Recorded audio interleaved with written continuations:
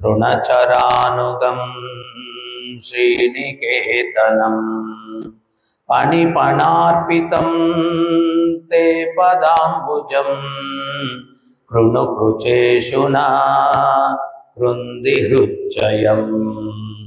శరణుజొచ్చినట్టి ఎల్ల శరీరదారుల పూర్వ పాపములను నీ పాదపద్మములు నశింపజేయును. ఆ పాదములే పచ్చిక బయళ్లలో గోవుల వెంట నడచినవి, లక్ష్మీదేవికి నిత్య నివాస స్థానమైన అయ్యున్నవి. నీ ఒక మారు ఆ పాదములను కాళీయుని పడగలపై ఉంచితివి కనుక ఇప్పుడు వాటిని మా స్తనములపై నిలిపి మా హృదయములందరి కామమును తొలగించుము. ఈ యొక్క శ్లోకంలో భగవంతుని యొక్క పాదార విందముల యొక్క గొప్పతనమును ఈ గోపికలు కొనియాడుతూ ఉన్నారన్నమాట. భగవంతుని యొక్క పాదపద్మములు మనందరికీ కూడా చాలాసార్లు విన్నాం. గంగ చాలా పవిత్రమైనటువంటిది. మీరు మామూలుగా నీళ్ళు ఏదన్నా తీసుకొని ఒక బాటిల్లో పెడితే రోజులు పెరిగే కొద్దీ ఆ నీరు కుళ్ళిపోతుంది అన్నమాట. అదే గంగా జలాన్ని కానీ మీరు ఉంచితే రోజులు పెరిగే కొద్దీ దాని యొక్క పవిత్రత పెరుగుతుంది. గంగాజలం కుళ్ళిపోతుంది. మామూలు నీళ్ళకి గంగా నీరుకి ఉన్నటువంటి వ్యత్యాసం అది. చాలామంది శాస్త్రవేత్తలు దాని మీద రీసెర్చ్ చేశారు. ఏమని అంటే, ఎందుకు మామూలు నీళ్లు స్టోర్ చేస్తే కుళ్ళిపోతాయి, గంగ నీరు పవిత్రత ఎందుకు పెరుగుతుంది అని రీసెర్చ్ చేశారు. వాళ్ళకేం అంతుపట్టలేదు. ఒకసారి అమెరికాలో స్వామి ప్రభుపాదులు వారు ప్రచారం చేస్తుంటే అప్పుడు అడిగారు అనమాట, గంగ నీరు ఎంత నిల్వ ఉంచితే అంత పవిత్రత పెరుగుతుంది, కారణం ఏంటి అన్నారు. అప్పుడు ప్రభుపాదులు వారు చెప్పారు, కారణం ఒకటే, భగవంతుని యొక్క పాదపద్మముల నుంచి ఉద్భవించింది కాబట్టి ఆ పవిత్రత ఉంది అని. ఇంక వేరే కారణం ఏం లేదు. భగవంతుని యొక్క పాదపద్మములు నుంచి ఉద్భవించింది. ఎట్లా భగవంతుని పాదపద్మం నుంచి ఉద్భవించింది? వామన రూపంలో బలి చక్రవర్తి దగ్గరికి భగవంతుడు వచ్చాడు. ఏమడిగాడు? 3 అడుగులు అడిగాడు. 2 అడుగులతో ముల్లోకాలు ఆవహించాడు. ఆ 2 అడుగులతో ముల్లోకాలు ఆవహించినప్పుడు త్రివిక్రమ రూపాన్ని భగవంతుడు తీసుకున్నప్పుడు, ఆయన పాదాన్ని ఆకాశానికి పెట్టినప్పుడు ఆయన యొక్క బ్రొటని వేలు ఆధ్యాత్మిక జగత్తు యొక్క ఆకాశానికి చిల్లి పొడిచిందంట. అక్కడ నుంచి భగవంతుని పాదపద్మములను తాకుతూ గంగ భూమి మీదకి ప్రవహించింది. గంగ భూమి మీదకి ప్రవహించింది. సో ఆయన పాదపద్మములు తాకి భూమి మీదకి ప్రవహించింది కాబట్టి గంగ చాలా చాలా పవిత్రమైనది. వేరే రీజన్ ఏం లేదు, వేరే కారణం. సో భగవంతుని యొక్క పాదపద్మములు చాలా చాలా పవిత్రమైనటువంటివి. గంగ ఉద్భవించినటువంటి పాదము బ్రహ్మ కడిగిన పాదము. బ్రహ్మ కడిగింది కూడా ఆ పాదాన్ని. బ్రహ్మ కడిగిన పాదం. అదే పాదపద్మములను ఇప్పుడు మనకు తెలుసు, కాళీయుని పడగల మీద ఉంచినటువంటి పాదము అంటున్నారు. కాళీయమడుగులో ఉన్నాడు కాళీయుడు. కాళీయమడుగులో ఎందుకున్నాడు? ఆయన గరుత్మంతుని యొక్క బారి నుంచి తప్పించుకునేదానికి కాళీయమడుగులో వచ్చి ఉన్నాడు. గరుత్మంతులకి ఆయనకి ఏంటి వైరము? గరుత్మంతుల వారు నాగలోకానికి వెళ్ళి ఇష్టం వచ్చినట్టు పాముల్ని సంహరించి తినేస్తూ ఉన్నాడు.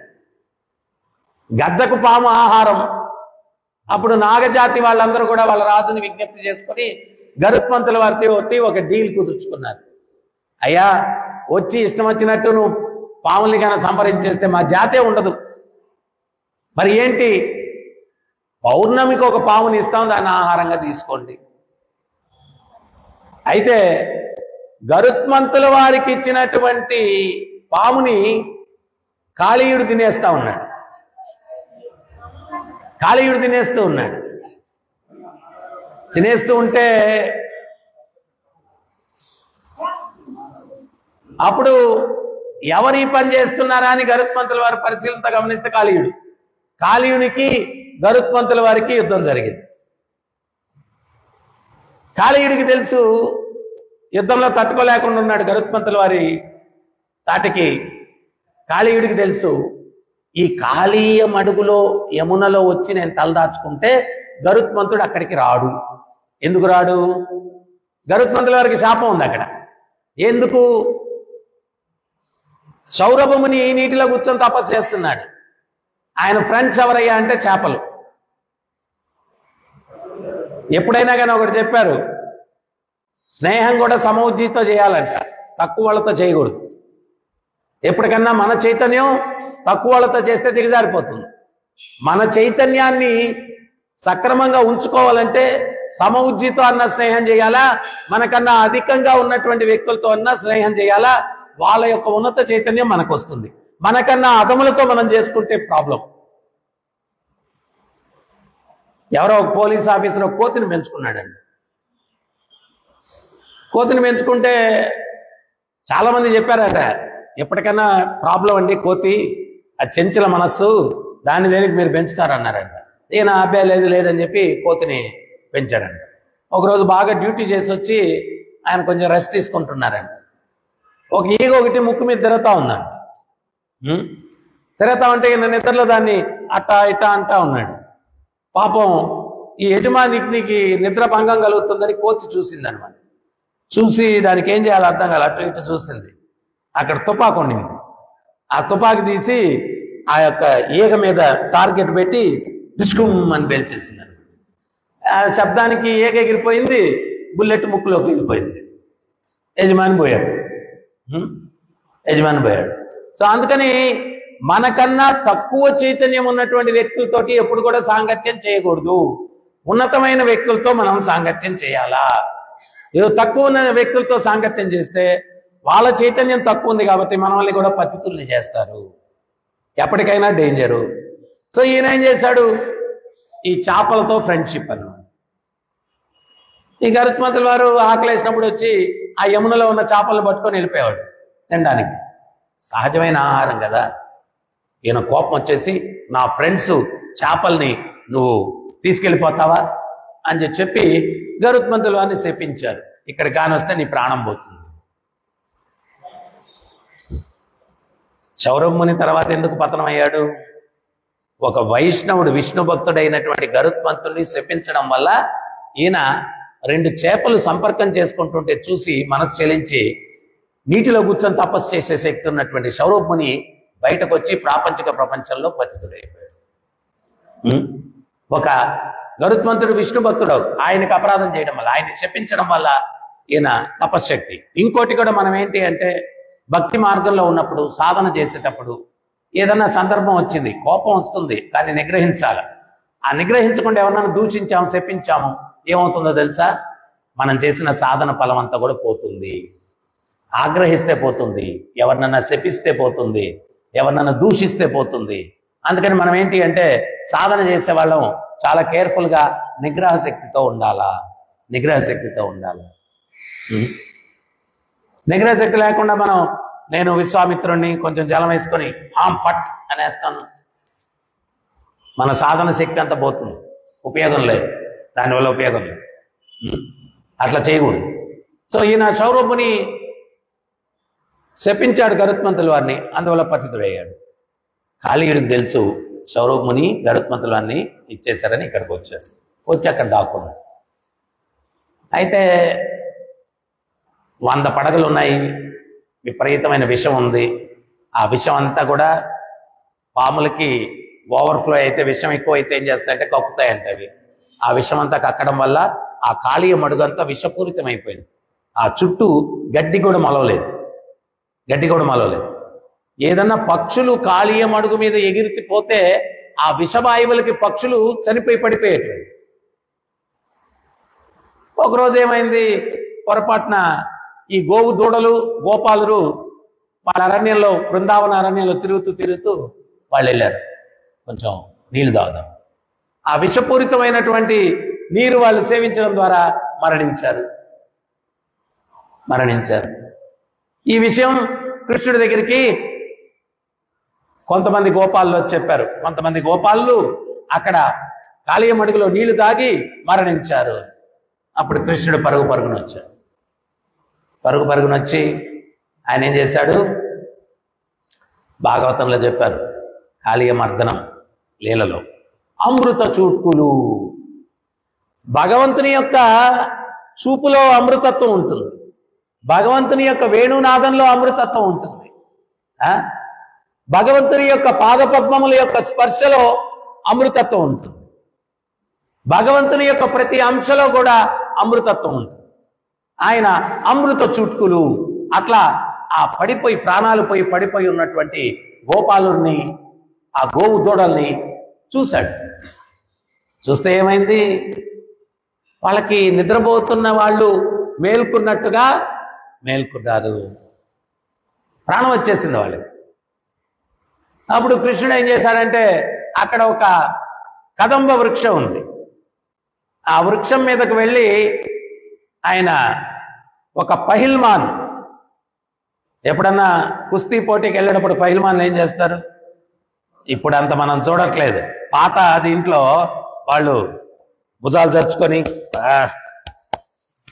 తొడలు జరిచి ఆ రకంగా కృష్ణుడు ఏంటి అంటే తన పిల్లన గోవి బొడ్డులో చెక్కొని ఆయన భుజాలు జరుస్తూ తొడలు జరుస్తూ ఆయన ఎగిరి ఆ యొక్క కదంబ వృక్షం మీద నుంచి ఆ కాళీయ మడుగులోకి దూకాడను. దూకితే చూడ్డానికి 5 సంవత్సరాల పిల్లవాడు, కానీ ఆ దూకితే ఎంతో పెద్ద బరువు ఆ మడుగులో పడినట్టుగా 1 యోజనము దూరంలో నీళ్లు ఉబికాయంట,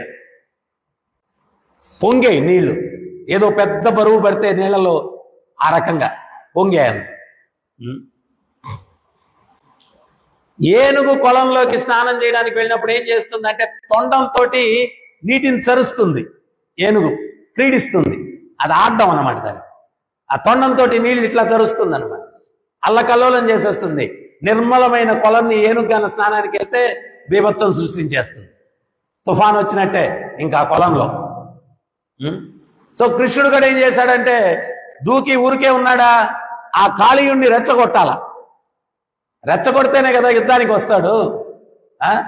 అందుకని కృష్ణుడు ఏం చేశాడంటే తన బలమైనటువంటి బాహువులతోటి ఆ యొక్క నీళ్ల మీద చరుస్తూ ఉన్నాడు అనమాట, ఇట్లా కొడతా ఉన్నాడు నీళ్ళనన్నింటినీ కూడా.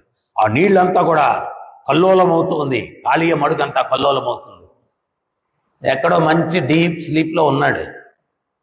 మంగళారతి టైంలో మనం ఎవరన్నా వచ్చి లేపేస్తే ఎట్లుంటుంది, అట్టా 10 నిమిషాలు.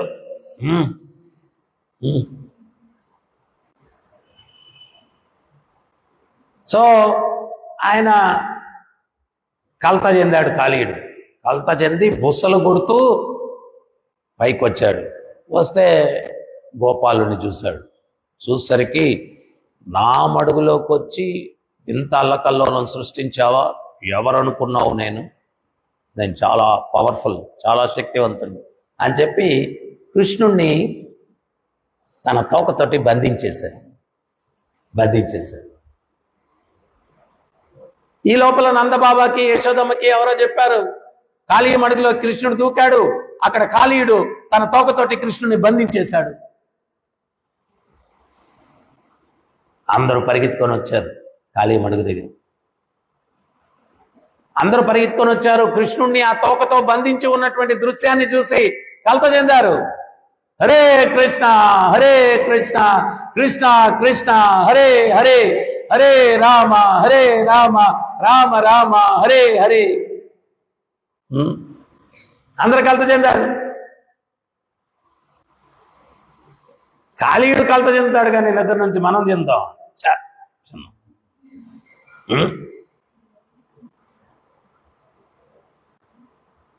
వాళ్ళందరూ కూడా ఆ తోకలో బంధింపబడినటువంటి కృష్ణుని చూసి, అరే కృష్ణునికి అపాయం వచ్చింది, అపాయం వచ్చింది, అపాయం వచ్చింది. హిరణ్యాక్షుడు వరాహస్వామి గదని కొట్టాడు గట్టిగా, వరాహస్వామి గద వదిలేశాడు. ఈ దేవతలందరూ మేఘాల చాటును దాంకొని చూస్తా ఉన్నారు, ఏమవుతాం ఏమవుతాం ఏమవుతాం అని. మన రక్షకుడు వరాహస్వామి అనుకున్నాము, ఆయన ఆయుధం పడిపోయింది, ఇంకా మన పని ఆయన పని అయిపోయింది, మన పని అయిపోయింది అని చెప్పి పిచ్చే మూడు అందరూ కూడా వెనక్కి తిరిగి పారిపోవడానికి రెడీగా ఉన్నారంట దేవతలు. భగవంతుడు గద ఎందుకు వదిలేశాడు అంటే పరీక్ష నీకు. ఆయన్ని నువ్వు శంకిస్తావా లేకపోతే విశ్వసిస్తావా? గద ఎందుకు పడేశాడు భగవంతుడు వరాహస్వామి? అరే ఇతన్ని సంహరించడానికి నాకు ఆయుధం కావాలా? అవసరం లేదు. పిడికిలు తీసుకొని గోపు మీద ఒకటి ఇచ్చాడు, డామ్ అని. ప్రభుపాది రాస్తారు ఇంగ్లీష్లో భాగవతంలో, హిరణ్యాక్షుని యొక్క కళ్ళు పాప్కార్న్ పేలినట్టు పట్టని పేలిపోయి బయటకు పడిపోయినాయి. ఒక్క గుద్దితే పాప్కార్న్ పేలినట్టు. సో కనుగుడ్లు బయటకు వచ్చేసాయి. సో అట్లాగా భక్తుల్ని పరీక్ష పెడతాడు భగవంతుడు, జస్ట్ పరీక్ష. ఈ తోకతో చుట్టేశారు కదా, చూసి అందరూ అరే అపాయం వచ్చేసింది కృష్ణుడికి. యశోదమ్మ అయితే ఆ దృశ్యాన్ని చూసి అసలు మూర్చిపోయిందంట, పడిపోయింది, కింద పడిపోయింది, మూర్చిపోయింది. అరే నా కన్నయ్య ఉజ్వల నీలమణి ఏమైపోయింది నీకు అని చెప్పి ఆమె మూర్చిపోయింది. ఈ లోపల భగవంతుడు ఏం చేశాడు? ఆయన యొక్క బరువును పెంచాడు. మొన్న కూడా మనం చర్చించుకున్నాం. గరుత్మంతులు వారు అన్నారు, ఏమన్నారు? భగవంతుడిని నేను మోస్తున్నాను, నేను ప్రయాణం చేపించి తీసుకెళ్తున్నాను, నేను ఆయన్ని మొయ్యబట్టి ప్రయాణం చేసి తీసుకెళ్ళబట్టి ఆయన ఎక్కడికన్నా ప్రయాణం చేయగలుగుతున్నారు, నేను కానీ లేకపోతే ప్రయాణమే చేయలేరు. ఈ భావన ఎప్పుడైతే గరుత్మంతుల వారిలో కలిగిందో భగవంతుడు ఏం చేశాడు? ఆయన ఎడం చెయ్యి గరుత్మంతుల వారి మెడ మీద వేశాడు. ఒక్క చెయ్యి వేస్తే నేనేమో నేను ఆయన పూర్తిగా మోస్తున్నాను అనుకున్నాడు. ఒక్క చెయ్యి వేస్తేనే గరుత్మంతుల వారు నేలగరిచారు, ఒక్క చెయ్యి వేస్తే. అట్లాగే అంటే విశ్వాంతరాత్ముడు, విశ్వమంతా ఆయనే, విశ్వస్వరూపం. మరి విశ్వమంతా ఆయన అయితే ఆయన మోయగలిగినటువంటి శక్తి ఎవరికి ఉంటుంది చెప్పండి?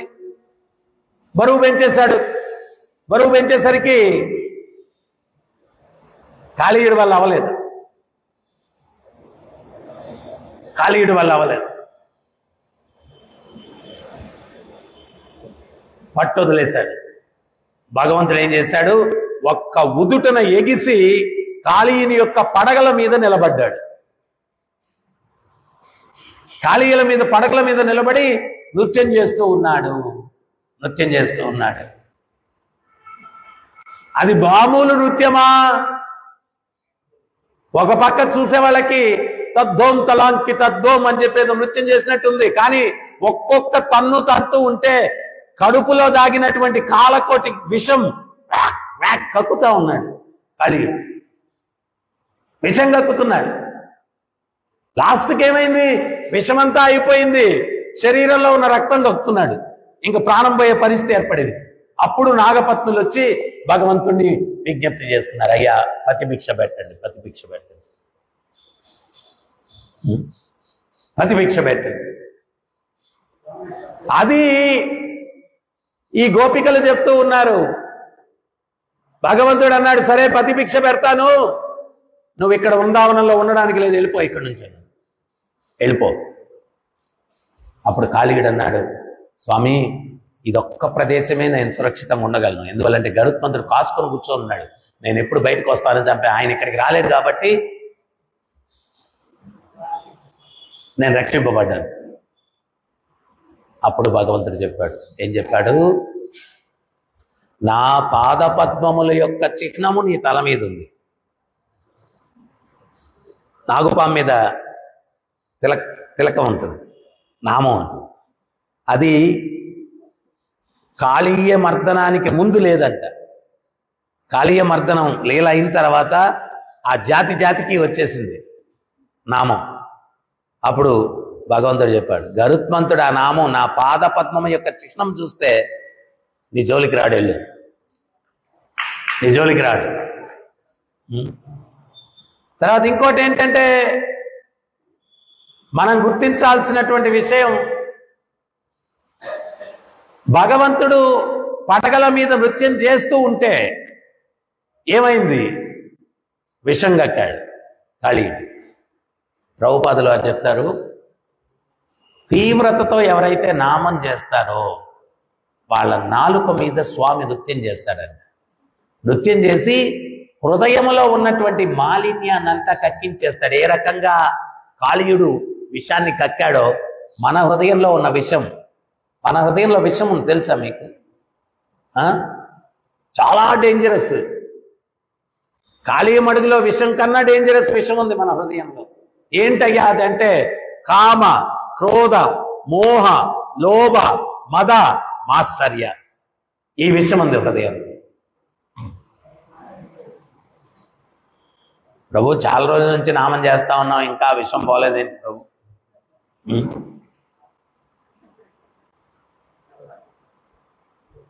శ్రద్ధతో చేసినప్పుడు భగవంతుడు ఉపస్థితమవుతాడు. ఆయన ఉపస్థితమైనప్పుడే ఫలితం లభిస్తుంది. శ్రద్ధతో చెయ్యాల, ధ్యానం పెట్టి చేయాల. హరే కృష్ణ హరే కృష్ణ కృష్ణ కృష్ణ హరే హరే, హరే రామ హరే రామ రామ రామ హరే హరే. ప్రభుపాదులు వారు చెప్పిన దాన్ని గోపికలు కూడా ఇక్కడ ధ్రువపరుస్తూ ఉన్నారు. ప్రభుపాదులు వారు ఏం చెప్పారు? నామం చేస్తే భగవంతుడు నాలుక మీద నృత్యం చేస్తాడు, విషం పోతుంది అన్నారు. అవునా? ఇక్కడ గోపికలు ఏమన్నారు? ఆ యొక్క దివ్యమైన పాదపద్మములు మా హృదయం మీద పెట్టండి, మా హృదయంలో ఉన్న మాలిన్యం కూడా, కామం కూడా పోతుంది. మా హృదయం మీద పెట్టండి మీ కమల పాదాలు, మా హృదయంలో ఉన్న కామం పోతుంది అని గోపికలు. మరి ఆచార్యులు చెప్పింది, గోపికలు చెప్పింది కరెక్టే కదా? ఆచార్యులు ప్రభుపాదులు వారు చెప్పింది, ఈ గోపికలు చెప్పింది కరెక్టే కదా? మా హృదయం మీద పెట్టండి మీ పాదపద్మాలు, పోతుంది. అంటే గోపికలు ఎంత గొప్ప భక్తురాళ్ళంటే, క్షణములో లవభాగం అంటే క్షణంలో 11వ భాగం కూడా కృష్ణుణ్ణి స్మరించకుండా ఉండలేరన్నమాట. కృష్ణుణ్ణి స్మరించకుండా ఉండలేరు. ఎప్పుడూ కృష్ణ స్మరణ, కృష్ణ స్మరణ. అక్రూర మహాశయుడు వచ్చాడు బృందావనానికి. బృందావనానికి వచ్చినప్పుడు ఈ గోపికలందరూ కూడా కృష్ణుణ్ణి తీసుకుని వెళ్ళిపోతుంటే అక్రూరుల వారు విలన్ లాగా కనిపిస్తున్నారు. వాళ్ళు విలన్. మా స్వామిని తీసుకెళ్ళిపోతా ఉన్నాడు. యాక్చువల్గా క్రూర అక్రూర. క్రూర అంటే క్రూరుడు, కానీ ఈయన అక్రూర అంటే క్రూరత్వం లేనివాడు, కానీ గోపికలకు మాత్రం క్రూరులా కనిపిస్తా ఉన్నాడు. మా కృష్ణుని తీసుకెళ్ళిపోతున్నాడు, మా కృష్ణుడు. వాళ్ళు అంటున్నారంట, ఏ అక్రూర మహాశయ, మీ రథం ముందు మేము పడుకుంటాము, మీ రథాన్ని మా మీద తోలుకుంటూ వెళ్ళిపోండి, మేము ప్రాణం వదిలేస్తాము. కృష్ణుడు లేకుండా ప్రాణాలతో ఉండి ఆ నరకం అనుభవించడం కన్నా రథం కింద పడిపోయి ప్రాణాలు వదిలేయడం ఉత్తమం. వాళ్ళంత తీవ్రంగా మాట్లాడుతున్నా కానీ అక్రూరుల వారిలో కించిత్తు కరుణ కలగలేదండి. విశ్వనాథ్ చక్రవర్తి ఠాకూర్ చెప్తారు, కించిత్తు కరుణ కలగలేదండి. ఎందుకు కలగలేదు అంటే, ఏం మనుషులు వీళ్ళు, ఈ అడవిలో తల్లిదండ్రులకి దూరంగా. అక్రూరుల వాళ్ళ లెక్క ఏంటి అంటే, నంద యశోదలు కాదు తల్లిదండ్రులు. అక్రూరు వారి లెక్క ఎవరు? దేవకీ వసుదేవులు. తర్వాత ఈ అడవిలో కూర్చొని ఏదో అడవి జాతి మనిషిలాగా పిల్లంగో ఊదుకునేది, కొమ్ము బోరాలు ఊదుకునేది, ఏదో పిచ్చి పాటలు పాడుకుంటా, చెప్పులు లేకుండా ఈ అడవుల్లో తిరగతా, ఒక ఫెసిలిటీ లేదు, ఏమి లేదు. ఆయన దృష్టి అంతా ఎట్లుందంటే, అక్రూరుల వారి దృష్టి, ఇటువంటి దుర్భరమైనటువంటి పరిస్థితి నుంచి కృష్ణుణ్ణి ఒక చక్రవర్తి అనుభవించేటువంటి ఐశ్వర్యాన్ని అనుభవించే స్థాయికి నేను తీసుకెళ్లాలా అని ఉంది. కానీ ఇక్కడ వీళ్ళు పడేటువంటి దుఃఖం ఆయనకి ఏం అర్థం కావట్లేదు. వీళ్ళు పిచ్చోళ్ళు, కృష్ణుడిని ఇంకా పనిష్ చేయాలని చెప్పి అనుకుంటున్నారు ఈ అడవిలో కూర్చోబెట్టి అని చెప్పి. మేము చస్తాము, మా మీద రథాన్ని నడిపించండి అన్నా కానీ ఆయనలో ఏం కరుణ కలగట్లేదు. ఆయన అనుకున్నాడంట, ఏం దుర్మార్గ భావనలు, ఆ కృష్ణుణ్ణి ఇటువంటి దుర్భరమైన పరిస్థితుల్లో పెట్టేయడానికి సూసైడ్ చేసుకుంటామని నన్ను బెదిరిస్తున్నారు, ఆత్మహత్య చేసుకుంటామని బెదిరిస్తున్నారు. వీళ్ళు బెదిరించినంత మాత్రాన ఇటువంటి అడవిలో నేను కృష్ణుని వదిలేసి వెళ్ళిపోతానా? మీరు ఏమైనా బెదిరించుకోండి, నేను తీసుకెళ్లి కృష్ణుణ్ణి చక్రవర్తిగా చూస్తాను మధురలో అని చెప్పి వీళ్ళు ఇంత బాధపడుతున్నా కించిత్తు ఆయనలో ఏ రకమైనటువంటి కరుణ అన్నటువంటి లేకుండా అక్రూరుల వారు కృష్ణ బలరాముల్ని తీసుకొని వెళ్ళిపోతున్నారు. ఆయన అక్రూరుల వారు వృందావనానికి వచ్చేటప్పుడే ఈ కృష్ణ బలరాములు ఎవరో చూస్తారు కదా, బలరాముణ్ణి అనంతుడిగా చూశాడు, కృష్ణుణ్ణి ఆ అనంత శయ్య మీద శయనించినటువంటి ఆ యొక్క విష్ణువుగా చూశాడు. మళ్ళా అనుకుంటాడండి అక్రూరుడు, అసలు వీళ్ళకి బుద్ధి ఉందా, వీళ్ళకి జ్ఞానం లేదు కాబట్టి, నేనంటే నాకు దర్శనమైంది కాబట్టి వాళ్ళని ఎట్లా చూసుకోవాలో తెలుసు. కృష్ణుడు బలరాముడు, అనంతశేషుడు విష్ణువు ఈ అడవిలో ఫెసిలిటీస్ లేకుండా, ఏం లేకుండా, వైభవం లేకుండా ఇక్కడ ఉంచేసుకోవాలనుకుంటున్నారు. వాళ్ళకి జ్ఞానం లేదు. నేను చూశాను కదా, అనంతుణ్ణి చూశాను, విష్ణువుని చూశాను, ఇద్దరిని చూశాను. వాళ్ళని ఎట్లా చూసుకోవాలో అట్లా మధురకి తీసుకెళ్ళి చూసుకోవాలి అంతే. వీళ్ళు ఎన్ని ఏడ్చినా కానీ వీళ్ళ మాట వినకూడదు, వీళ్ళు ఎంత ఏడ్చినా కానీ వీళ్ళ మాట వినకూడదు. నేను ఆయన వీళ్ళని తీసుకెళ్ళి వైభవంగా చూసుకోవాలి. కానీ ఈ యొక్క గోపికలు ఏంటి అంటే ఆ కృష్ణుని పట్ల అపారమైనటువంటి ప్రేమ. శ్రీ చైతన్య మహాప్రభు శిక్షాష్టకంలో చెప్పినట్టుగా శూన్యాయితం జగత్ సర్వం గోవింద విరహేననే, గోవింద విరహేననే. ఆ గోవిందుడు లేకపోతే జగత్తంతా కూడా శూన్యమే, జగత్తంతా కూడా శూన్యమే. భగవద్భక్తులకి ప్రాపంచికంగా ఏమి ఇవ్వకపోయినా ఏం పర్వాలేదు, భక్తి అనేది ఉంటే చాలు వాళ్ళకి. వాళ్ళు ఎక్కడైనా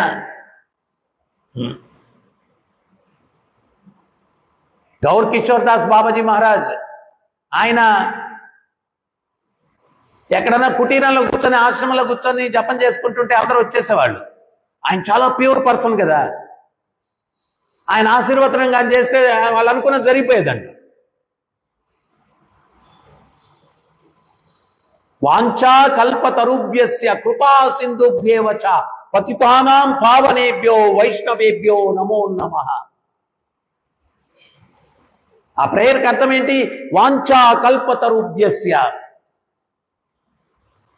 కోరుకున్న కోరికలు తీర్చేటువంటి కల్పవృక్షము లాంటి వాడివి స్వామి నువ్వు వైష్ణవుడు అంటే.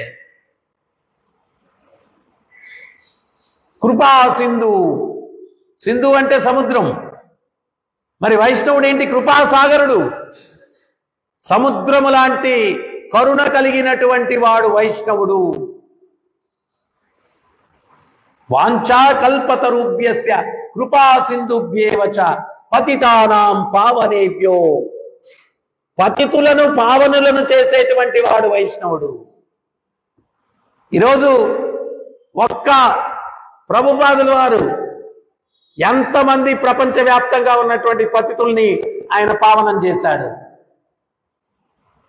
పతితానాం పావనేభ్యో వైష్ణవేభ్యో నమో నమః. వైష్ణవుడు కల్పవృక్షం. సో గౌర్ కిషోర్ దాస్ బాబాజీ దగ్గరికి వెళ్ళిపోయి ప్రణామం చేసి వాళ్ళ మనసులో ఏదన్నా అనుకుంటే జరిగిపోతా ఉండేది. అందుకని పొలోమని జనాలందరూ వచ్చేసేవాళ్ళు ఆయన దగ్గరికి, పెద్ద క్యూ, ప్రణామాలు చేసేది, కాలు దాకాలనేది.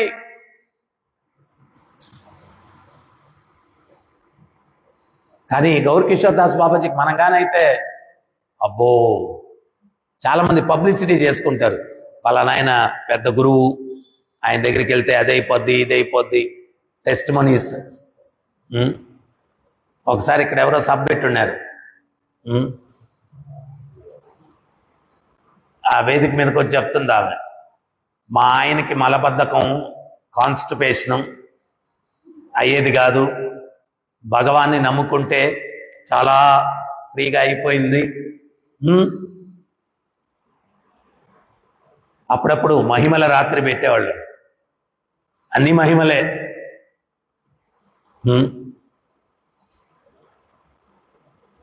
భగవాన్ వచ్చి ఇంత పెద్ద ఇండిషన్ పొడిచాడు, నాకు ఆపరేషన్ చేశాడు. సో అట్టాగా ఇంకా దారుణం. ఒక ఆమె చెప్తుంది, ఒక రోజున్నా నేను, మా ఆయనకి నాకు పడేది కాదు, భగవాన్ని నమ్ముకున్నాను, భగవాన్ని నమ్ముకున్న తక్షణమే మా ఆయన పోయాడు అని చెప్తుంది. గురుడమ్మ గొడవ అంటే ఎవరన్నా లేపేయాలంటే సరెండర్ అయిపోతే లేపేస్తారు. సో ఇటువంటి మూర్ఖత్వం జనాలు. కానీ గౌరకిషోర్ దాస్ బాబాజీ మహారాజ్ ఎంత పవిత్రమైన భక్తుడు. ఆయన దగ్గరికి వచ్చి నమస్కరించుకుంటే ఆయనకి వాళ్ళకేదో జరిగిపోయేది. అందుకని జనాలు వచ్చి ఆయన భజన్ని డిస్టర్బ్ చేసేవాళ్ళు,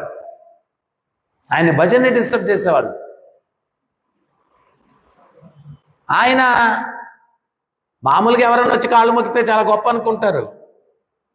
కానీ ఆయన నా భజన డిస్టర్బ్ అవుతుంది, వీళ్ళందరూ వచ్చి డిస్టర్బ్ చేస్తున్నారని చెప్పి ఆశ్రమంలో కంఫర్టబుల్ సిచ్యుయేషన్ని వదిలిపెట్టి మరుగుదొడ్లలో పోయి కూర్చొని నామం చేసేటువంటి వారు.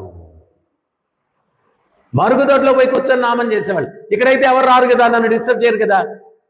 ఆ ప్రదేశం మరుగుదొడ్డైనా పర్లేదు, నేను నామం చేసుకోగలిగితే నాకు అది చాలు. ఎవ్వరు చప్పట్లు కొట్టలేదు. ఎందువల్ల కొట్టలేదంటే సగం మంది నిద్రలో ఉన్నారు.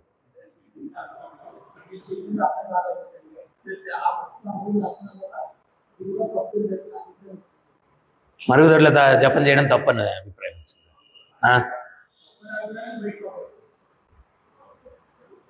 బయట కూర్చొని జపం చేస్తుంటే వాళ్ళందరూ కోరికలతో వచ్చి ఆశీర్వదించండి ఆశీర్వదించండి అని కలత పెడుతున్నారు. ఆయన నామం చేయలేకుండా ఉన్నాడు. అందుకని చెప్పి ఆయన ఏం చేశాడంటే మరుగుదొడ్లో పోయి కూర్చుంటే అక్కడికి ఎవరు రారు కదా, మరుగుదొడ్డి గబ్బు కొడుతుంటది, రారు. వాళ్ళు ఎవరు రాకుండా ఉంటే నేను ప్రశాంతంగా నామం చేసుకోవచ్చు అని చెప్పి నామం చేసుకునే దానికి బాహ్యంగా అశౌచంగా ఉన్న ప్రదేశంలో అయినా కానీ పోయి కూర్చొని నామం చేసుకున్నారు. అది పని. ఇప్పుడన్నా కూడా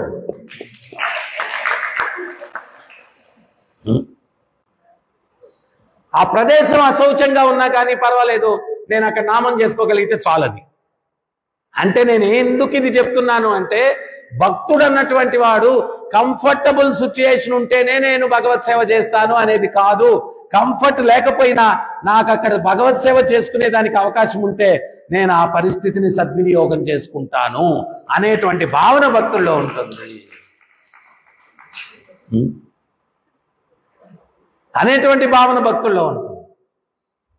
నేను అక్కడ భగవంతుణ్ణి సేవించుకోగలనా లేదా అనేటువంటి సిచ్యుయేషన్ నాకు కావాలి. అంతేగాని ఇప్పుడు ఫర్ ఎగ్జాంపుల్ ఎందుకోసం మెత్తటి పాన్పుల మీద పడుకోకూడదు లేకపోతే ఇంకోటి ఇవన్నీ చెప్తారు. దేనికోసం చెప్పండి? మెత్తటి పాన్పు మీద మనం పడుకున్నప్పుడు ఏమవుద్దంటే బ్రహ్మముహూర్తంలో కూడా లేయాలా అనిపించదు. ఎందువల్ల? పాన్పు మెత్తగా ఉంది కాబట్టి అబ్బా ఇంకో అరగంట పడుకుందాంలే అనిపిస్తుంది. అదే కటిక నేల మీద పడుకున్నాం అనుకోండి, ఆ నేల ఎముకలు గుచ్చుకుంటా ఉంటాయి, తగలుతూ ఉండదు, వింగ్ వింగ్ వింగ్ అని పొడుస్తూ ఉంటుంది. అటు తిరిగినప్పుడు ఇది దొరికినప్పుడు అప్పుడు ఎప్పుడెప్పుడు లేసేద్దామా అనిపిస్తుంది. కంఫర్ట్ లేదు. అంటే కొంతమంది యోగులు వాళ్ళకి నేల గట్టిగా ఉందా అది వేరే విషయం, నిలబడుకొని కూడా నిద్రపోయే మహానుభావులు కొంతమంది ఉంటారు, యోగులు ఉంటారు. వాళ్ళకి అది అది వాళ్ళు ఈ యోగ పరిపూర్ణత సాధించిన వాళ్ళు, వాళ్ళని మనం ఏం చేయలేము. నాకు ఉదయం భయం వేసింది జపం టైంలో నిలబడిపోయి ఎక్కడ పడిపోతారో అని. సో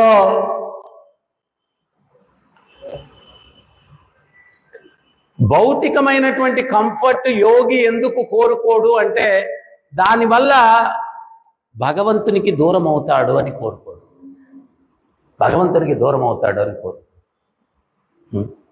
సో వీళ్ళందరూ వచ్చి మొక్కుతూ ఉంటే నాకు అదొద్దు, నేను వాళ్ళందరూ రావడం వల్ల నేను నామం చేసుకోలేకుండా ఉన్నాను. బెటర్ నేను వెళ్ళిపోయి మరుగుదొడ్లో కూర్చొని హరే కృష్ణ కృష్ణ కృష్ణ హరే హరే హరే రామ రామ రామ హరే హరే. ఈ గోపికలు ఎవరయ్యా అంటే తస్మాత్ సర్వేషు కాలేషు మా మనుస్మరణ యుధ్యచ. ఎల్ల వేళలా కూడా మనసు బుద్ధి ఆ భగవంతునికి అర్పించి సేవించుకునేటువంటి వారు. ఆ సేవ ఏం చేస్తుంది? జీవుల్లో ఉన్నటువంటి మాలిన్యాన్ని తొలగిస్తుంది. ప్రత్యేకించి ఈ శ్లోకంలో గోపికలు స్పెసిఫిక్గా వాళ్ళు ఏం చెప్తున్నారంటే, మీ పాద పద్మాన్ని మా హృదయాల మీద ఉంచండి, ఆ హృదయంలో ఉన్నటువంటి కామం తొలగిపోతుంది, కాబట్టి దయచేసి మీ పాద పద్మాలు మా హృదయాల మీద ఉంచండి అని చెప్పి కోరుకుంటూ ఉన్నారు. సో ప్రభుపాదులు చెప్పారు, భగవంతుని యొక్క పాదాన్ని మనం ఉంచుకోవాలంటే భగవత్ నామాన్ని తీవ్రతతో చేయాలా. చేసినప్పుడు నాలుక మీద భగవంతుని నృత్యం చేసి మన హృదయంలో ఉన్నటువంటి మాలిన్యాన్ని తొలగిస్తాడు. సో మన యొక్క చైతన్యంలో మార్పు రావాలా అంటే చైతన్య మహాప్రభు చెప్పినట్టుగా శరీరం అపరిశుభ్రంగా ఉంటే స్నానం చేస్తాం, హృదయం అపరిశుభ్రంగా ఉంటే హృదయాన్ని శుద్ధి చేసుకోవాలంటే అపరాధరహితమైనటువంటి చైతన్య మహాప్రభు, మీరు చైతన్య మంగళ, చైతన్య చరితామృతం వాటిలో చదివితే పదే పదే ఎంఫసైజ్ చేసేవాళ్ళు. అంటే ఆయన పదే పదే గట్టిగా చెప్పేవాళ్ళు. ఏమని అంటే అపరాధరహితమైన నామము. అపరాధం అంటే ఎవరినో ఒకరిని ఏదో దూషించకపోయినా కానీ ధ్యానం లేకుండా చేస్తే కూడా అది కూడా అపరాధమే కదా. దశాపరాధాలు అది కూడా ఒకటి కదా. ధ్యానం పెట్టి చేయాలి, శ్రద్ధతో వినాలా.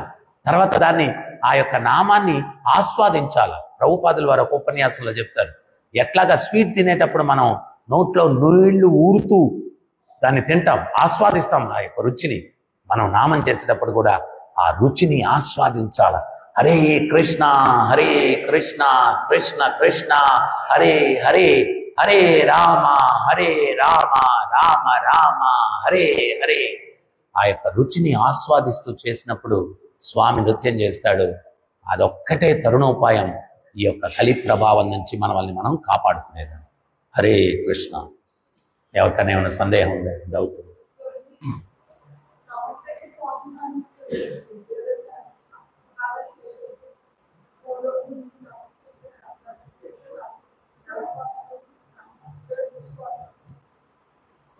తపశక్తి పోవడము అంటే మనకు ఆధ్యాత్మిక రుచిని కోల్పోతాం. మనం రుచిని కోల్పోవడమే కాకుండా చైతన్య మహాప్రభు ఒకటి చెప్పారు, పాపం చేస్తే అది ధూళి లేపనం అంటారు. పాపం చేస్తే వాడు తాగుబోతైనా వ్యభిచారైనా జూదరైనా అవన్నీ చేస్తే ధూళి లేపనం అంటారు. ధూళి జస్ట్ దుమ్ము. కానీ అపరాధం, భక్తులకు అపరాధం చేస్తే వజ్రలేపనం అంటారు. వజ్రలేపనం. ధూళి ఉఫ్ఫను ఊస్తే ఎగిరిపోద్ది. వజ్రలేపనం పిడుగుబడినా కానీ దాన్ని ఛేదించలేదంట. సో అపరాధం, భక్తులకు చేసేది అపరాధం అంత తీవ్రమైనది. సో అందుకని దానివల్ల ఏమవుతుందంటే మన యొక్క బుద్ధి మందగిస్తుంది. అక్రూర మహాశయుడు మంచి బుద్ధితో ఆయన కృష్ణ బలరాముల్ని వృందావనం నుంచి మధురకు తీసుకెళ్ళిన ఆ గోపికలు ఆయన పట్ల కలత చెందారు, మాకు దూరం చేశాడని. దాని పర్యవసానం అంత గొప్ప శ్రేష్ఠుడు అక్రూర మహాశయుడు ఆయన నందుని ఇంటికి వచ్చినప్పుడు కృష్ణ బలరాములు స్వయంగా అక్రూర మహాశయుని యొక్క పాదపద్మాలు కడుగుతారన్నమాట. భగవంతుడు పాదపద్మాలు ఒకరికి కడగడం అంటే వాళ్ళ స్థాయి ఏంటి? అంత గొప్ప మహాత్ముడు శమంతకం అనే విషయంలో కుట్రదారుడు అవుతాడనమాట. ఎందువల్ల అంటే తను చేసిన గోపికలకు చేసిన అపరాధం వల్ల బుద్ధి భ్రమిస్తుంది. మనం అపరాధాలు చేసే కొంది ఏమవుతుంది అంటే మన బుద్ధి మందగించి ఏది ఏంటి అనేది మనం ఇప్పుడు ప్రపంచమంతా కృష్ణుని కీర్తిస్తున్నాడు, కానీ శిశుపాలుడు దూషిస్తున్నాడు. ఒక్కొక్కసారి దూషించే కొంది వాడి యొక్క బుద్ధి మందగిస్తుంది. కృష్ణుడు శత్రువులాగా ఎక్కువ కనిపించడం మొదలు పెడుతున్నాడు. మనకు కూడా ఏంటి అంటే ఎప్పుడైతే అపరాధాలు చేస్తామో భక్తి వాతావరణం మనకు నరకంలాగా కనిపిస్తుంది. భక్తి వాతావరణం నరకంలాగా కనిపిస్తుంది. నరక వాతావరణం ప్రాపంచికంగా ఉండేది స్వర్గంలాగా కనిపిస్తుంది, వైకుంఠంలాగా కనిపిస్తుంది. అప్పుడు ఇక్కడ ఆసక్తి తగ్గుతుంది, అక్కడ ఆసక్తి పెరుగుతుంది. ఈ బుద్ధి భ్రమించడం వల్ల, అపరాధం వల్ల. అందుకని మహాప్రభు చెప్తున్నాడు, పాపం చేసినోడు ఈజీగా బయటపడిపోవచ్చు అంట భక్తిలోకి వస్తే, అపరాధం చేసినోడు బయటపడలేదు. వజ్రలేపనం. అందుకని మనం ఏంటి అంటే మనసా వాచా కర్మణ కూడా ఒక ఇంగ్లీష్లో ఒక సేయింగ్ ఉంటుంది, మైండ్ యువర్ ఓన్ బిజినెస్. నిన్ను నువ్వు ఉద్ధరింపజేసుకునేదానికి నీ భక్తి నువ్వు చేసుకో, ఇతరుల తంట నీకు అనవసరం. అది కేవలం గురువుకి మాత్రమే ఉంది ఆ బాధ్యత. వాళ్ళని కరెక్ట్ చేయడం కానీ, వాళ్ళని సరి చేయడం కానీ అందరికీ లేదు. సో నీ యొక్క భక్తి వ్యాపారాన్ని నువ్వు చేసుకో, అంతే. దాని మీదే ఫోకస్ పెట్టు, అందరి మీద పెట్టద్దు నీ ఫోకస్. అదమ్మా అభిప్రాయం. ఇంకేమైనా డౌట్స్ ఉన్నాయో?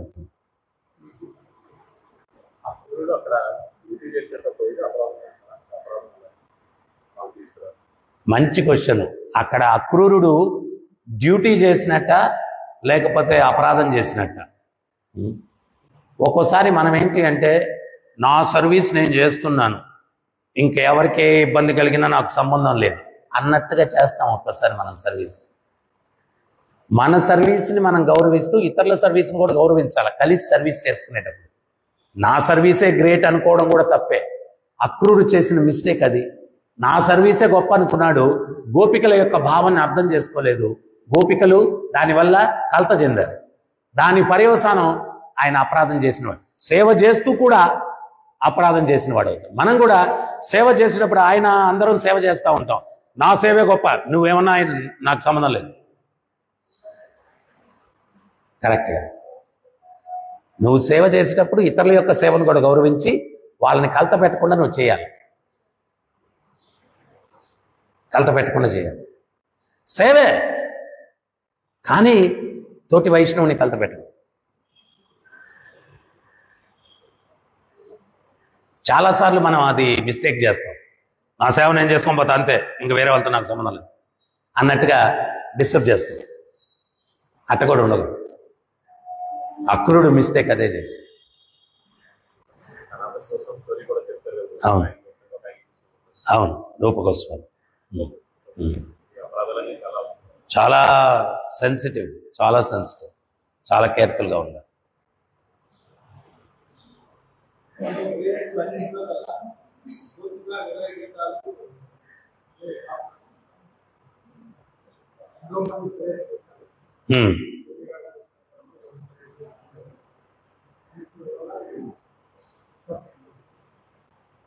ప్రశ్న ఏంటి?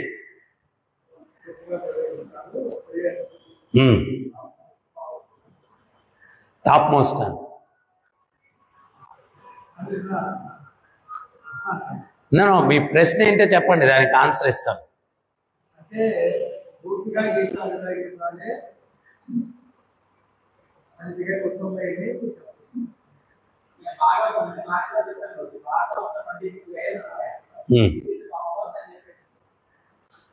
ఇప్పుడు టాప్ మోస్ట్ వ్యక్తులు ఏదైతే చేస్తారో అది టాప్ మోస్ట్ అవుతుంది. సో నేను ఈ మధ్య 2-3 సార్లు చెప్పాను, ఏంటి అంటే ఇంద్రుడు గొప్ప భక్తుడు అంటే ఇంద్రుడు కాదు బ్రహ్మ అని, బ్రహ్మ అంటే బ్రహ్మ కాదు శివుడని, శివుడు అంటే శివుడు కాదు హనుమంతుడని, అట్లా లాస్ట్లో ఎవరు గోపికలు ఉత్తమ భక్తులు అని చెప్పేస్తారు.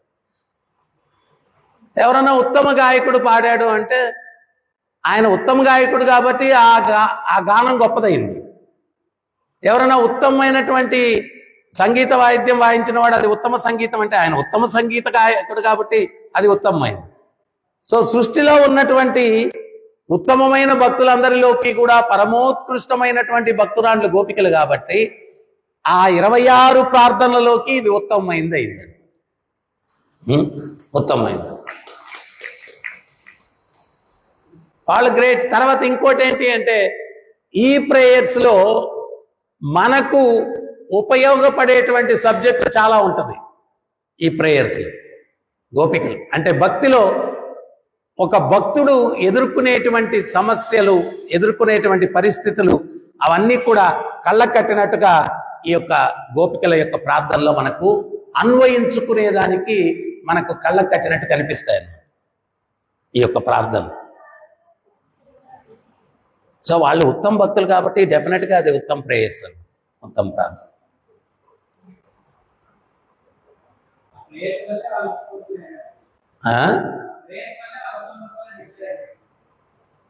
ముందు కూడా ఉత్తమ భక్తులే. ఉత్తమ భక్తులు ఆ ప్రేయర్ చేసేశారు కాబట్టి ఆ ప్రేయర్ ఉత్తమమైంది. వాళ్ళు ఆల్రెడీ ఉత్తమ భక్తులు. అవును. ఇంకేమైనా సందేహాలు? గ్రంథరాజ్ శ్రీమద్ భాగవతం కి, జగద్గురు శీల ప్రభుపాద్ కి, రాధా గోపీనాథ్ కి, రాధా పార్థసారథి కి, రాధా కృష్ణచంద్ర की, जगन्नाथ बलदेव सुभद्रमा की, गोविंद श्रीनिवास की, गौर निताय की, हरिनाम संकीर्तन की, निताय गौर प्रेमानंदे हरि।